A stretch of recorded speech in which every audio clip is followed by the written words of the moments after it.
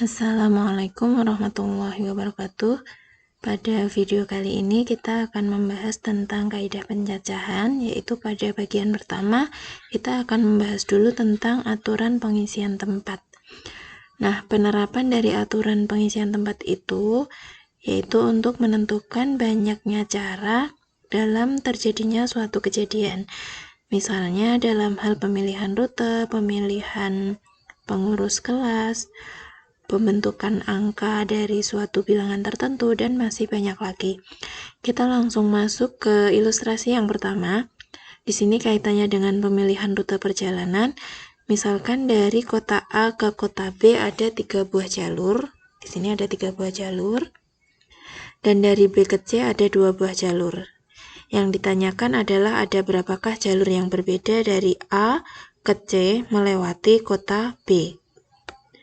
Kalau kita ilustrasikan dalam gambar, dari kota A menuju kota B, di sini ada 3 buah jalur. Kita namai jalurnya dengan jalur R, S, dan T. Kemudian dari B ke kota C ada 2 jalur yang kita namakan jalur M dan N. Nah, jika seseorang akan berjalan dari kota A menuju kota C dan melewati kota B, berarti kan seseorang itu harus memilih 2 buah jalur ini.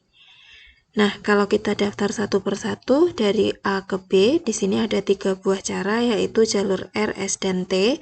Sedangkan dari B ke C, di sini ada 2 cara, yaitu M dan N. Nah, kalau kita daftar satu persatu seperti ini, maka kita dapatkan jalur yang berbeda tersebut adalah jalur RM, jalur RN, jalur SM, jalur SN, jalur TM, dan jalur TN. Tetapi cara mendaftar satu persatu seperti ini akan tidak efektif jika nanti cara yang diketahui itu adalah cara yang jumlahnya sangat banyak, sehingga untuk mendaftar satu persatu akan membutuhkan waktu yang tidak sebentar. Kita bisa menerapkan aturan perkalian di sini dengan cara melihat berapakah jalur yang ada pada setiap pilihan. Di sini ada 3 jalur dan 2 jalur, maka banyaknya cara bisa kita cari dengan cara aturan perkalian, yaitu banyaknya jalur yang bisa dipilih dari kota A ke C melewati kota B adalah 3 kali 2, yaitu 6 jalur, sesuai dengan jumlah dari hasil kita daftar satu persatu tadi. Ilustrasi yang kedua, misalkan dari 3 siswa, yaitu Algi, Bianda, dan Cahyadi, kita simbolkan sebagai A, B, C, akan dipilih untuk menjadi ketua kelas, sekretaris kelas, dan bendahara, dengan aturan bahwa seseorang tidak boleh merangkap jabatan pengurus kelas. Nah, banyaknya cara agar kita bisa memilih pengurus kelas tersebut bisa kita lihat di sini. Untuk posisi ketua kelas, di sini ada 3 orang calon, yaitu Algi, Bianda, dan Cahyadi.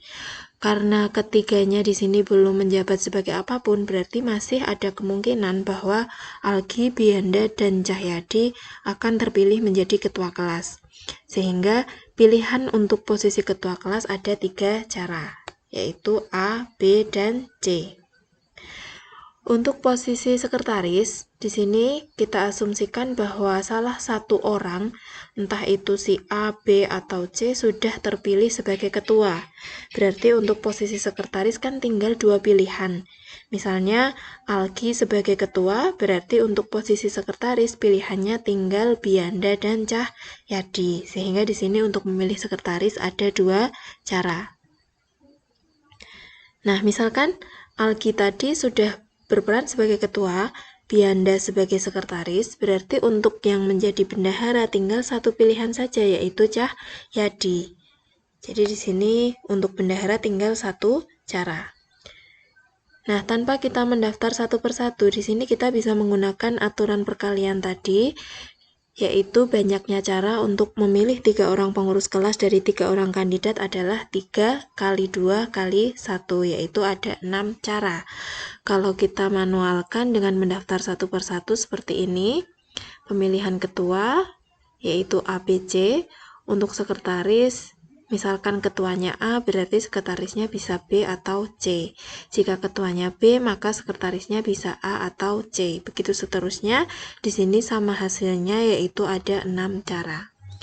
kita ambil kesimpulan, kita dapatkan konsep dari aturan perkalian. Jika suatu peristiwa yang terjadi dengan n tahap berurutan, di mana tahap 1 terdapat A1 cara yang berbeda, pada tahap kedua ada A2 cara yang berbeda, dan seterusnya, yaitu pada tahap ke n, banyaknya cara adalah AN, maka banyaknya cara yang dapat terjadi keseluruhannya adalah A1 kali A2 dan seterusnya sampai AN. Nah, dari konsep itu, sekarang kita pelajari contoh soal yang pertama, yaitu kaitannya dengan penyusunan angka. Dari angka 2, 3, 5, 7, 8 akan disusun bilangan yang terdiri dari 3 angka yang berbeda. 3 angka yang berbeda itu maksudnya tidak boleh terulang lagi. Angka yang sudah dipakai tidak boleh diulang lagi. Tentukan banyaknya bilangan yang dapat disusun. Nah, bilangan yang akan disusun terdiri dari 3 angka, berarti kan kita nanti harus menentukan angka pertama, yaitu sebagai angka ratusan, angka kedua sebagai angka puluhan, dan angka yang ketiga sebagai angka satuan. Nah, angka pertama atau angka ratusan di sini masih bisa kita gunakan semua angka, yaitu angka 2, 3, 5, 7, dan 8. Karena setiap angka ini belum kita pakai sama sekali. Nah, misalkan untuk angka ratusan sudah kita pilih angka 2. Berarti angka 2 ini sudah tidak boleh lagi digunakan pada posisi puluhan dan satuan. Sehingga jika angka 2 dipilih untuk ratusan, maka untuk puluhan tinggal 4 cara, yaitu angka 3, angka 5, angka 7, dan angka 8. Nah, misalkan pada angka puluhan kita gunakan angka 5. Berarti angka 5 ini tidak boleh kita gunakan untuk satuan. Untuk satuan tinggal 3 pilihan, yaitu angka 3, 7, dan 8. Kita hitung pada masing-masing kotak. Untuk angka ratusan di sini ada 5 cara, angka puluhan ada 4 cara, angka satuan ada 3 cara. Sehingga banyaknya bilangan 3 angka yang berbeda yang dapat disusun adalah 5 kali 4 kali 3, yaitu ada 60 bilangan. Lanjut ke contoh yang kedua. Diberikan angka 5, 6, 7, 8, 9 yang akan disusun bilangan yang terdiri dari 3 angka. 3 angka berarti nanti sama, kita akan menempatkan angka-angka itu sebagai angka ratusan, puluhan, dan satuan. Tetapi sekarang dilihat di sini sudah ada beberapa syarat. Angka 3 angka yang akan kita susun merupakan bilangan ratusan genap. Nah, ratusan genap. Jadi kalau ada syarat genap atau ganjil, maka yang menjadi syarat atau yang harus kita isi dulu adalah angka satuannya. Kalau kita lihat di sini, pada kotak ini ada angka ratusan, puluhan, dan satuan. Di sini angka satuan harus kita isi dulu kalau yang ditanyakan adalah bilangan genap atau bilangan ganjil. Ketika bilangan genap, maka angka satuan itu juga harus kita isi dulu dengan bilangan yang genap. Dari angka 5, 6, 7, 8, 9, angka genap yang ada adalah angka 6 dan 8. Berarti untuk angka satuan hanya ada 2 cara, yaitu angka 6 atau angka 8. Setelah itu, kita boleh memilih untuk mengisi ratusan ataupun puluhan. Di sini tidak ada keterangan angka itu harus berbeda atau tidak boleh berulang, maka untuk angka ratusan dan puluhan di sini bisa kita gunakan semua angka. Meskipun angka 6 atau angka 8 sudah dipakai, di sini masih boleh terpakai karena tidak ada keterangan bahwa angka itu harus berbeda atau tidak boleh berulang. Jadi untuk angka ratusan adalah 5, 6, 7, 8, 9. Angka puluhan juga sama, yaitu 5, 6, 7, 8, 9. Sehingga banyaknya cara untuk menyusun angka ratusan genap. Di situ ada 5 cara, kalikan 5 cara, kalikan 2 cara, yaitu 50 cara atau 50 bilangan. Nah, sekarang untuk yang B, banyaknya bilangan ratusan genap yang terbentuk dengan angka yang tidak berulang. Ini bedanya dengan yang A. Kalau yang A tadi boleh berulang, artinya angka yang sudah dipakai boleh dipakai lagi. Sedangkan untuk yang B di sini, angka yang sudah dipakai tidak boleh dipakai lagi. Karena ada keterangan genap, maka sama dengan soal sebelumnya yang kita isi terlebih dahulu adalah angka satuan. Angka satuan kita isi dengan angka genap, yaitu angka 6 dan angka 8. Setelah angka satuan, kita boleh mengisi ratusan ataupun puluhan. Mau yang ratusan dulu boleh, mau yang puluhan dulu juga boleh. Dalam hal ini saya memilih untuk mengisi posisi ratusan terlebih dahulu. Kita ingat bahwa dalam soal ini tidak boleh ada angka yang berulang, maka angka yang sudah dipakai tidak boleh dipakai lagi. Misalnya pada satuan di sini saya pakai angka 6, berarti angka 6 tidak boleh dipakai lagi. Yang boleh dipakai adalah angka 5, 7, 8, dan 9.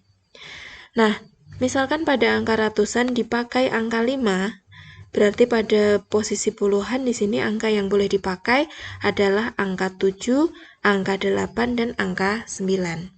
Sehingga untuk banyaknya bilangan ratusan genap dengan angka tidak berulang yang bisa disusun adalah 4 kali 3 kali 2, yaitu ada 24 bilangan.